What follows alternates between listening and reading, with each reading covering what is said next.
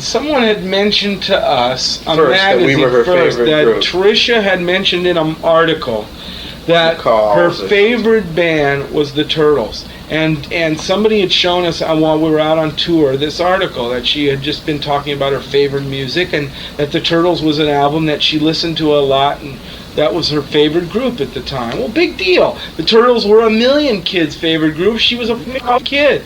That didn't make it anything special. We didn't think anything about it. Big deal. I mean, it wasn't... No, but getting the White House invitation during the Nixon years... That became a different That sounded thing, political to me, and de Blasio and Wall kept saying, well, it's not, it's like the Queen.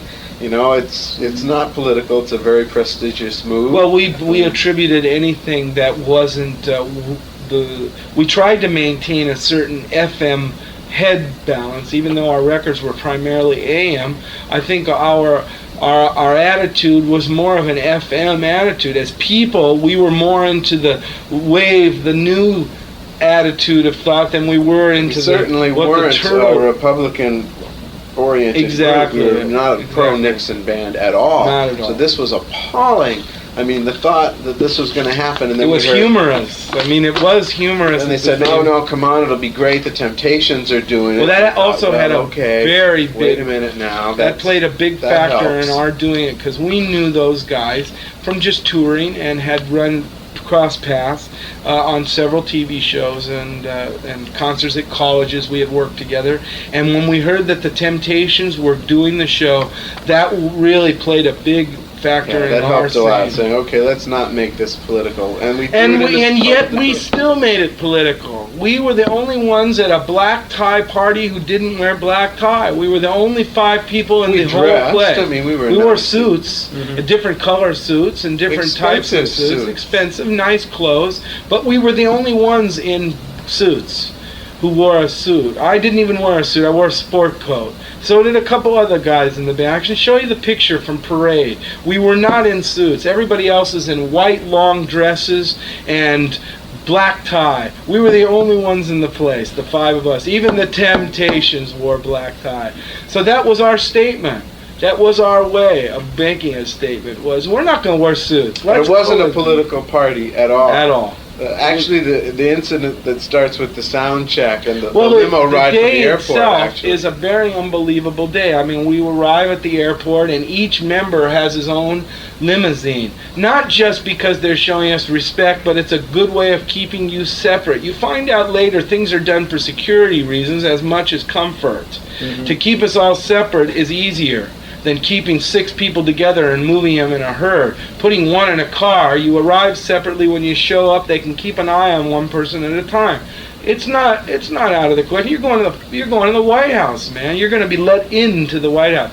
We would come into up to the White House. Our equipment got pulled into the White House. It had to be searched. Each piece of equipment, one piece at a time, was pulled out on the front lawn of the White House. In front, if you can imagine the White House looking as you've seen it all through. People look through the gates. I mean, You have to imagine me and Howard anyway driving up to the gates in a limousine and people looking in, and there's kind of us waving at them, and we're going through the gates. You know. And I mean, we had some wonderful feelings then. I mean, was pretty much of a rush by this point in the day. We were really into the flavor of what this was about. We got checked in free across the street at the Washington Appomattox Hotel, if I'm not mistaken, right across the street. And I think what happened at this point is they took each piece of equipment out of our gear, and then we've told the story a couple times about the fact that at the point that they got down to our drum kit, a trap case, a ticking sound appeared from the trap case, and the security guys went nuts. I mean, when I say they went nuts, I mean you saw restraint around our road guys. I mean, they actually ran behind them and stood behind the road guys. They loosened coats. The jackets became loosened. A sound was emanating. They slowly approached and opened it and started digging their hand around inside into the case. At which point they tripped. See, this was a metronome, right? Right. So they hit the tuning. It had a tuning. C sharp. Now it's ticking and it's going. And it's ticking. That is it. That's They find the thing, they take it out, and they stomp the thing to death. They literally pulled the thing apart. To investigate that and prove to themselves that it is not a piece that's going to be.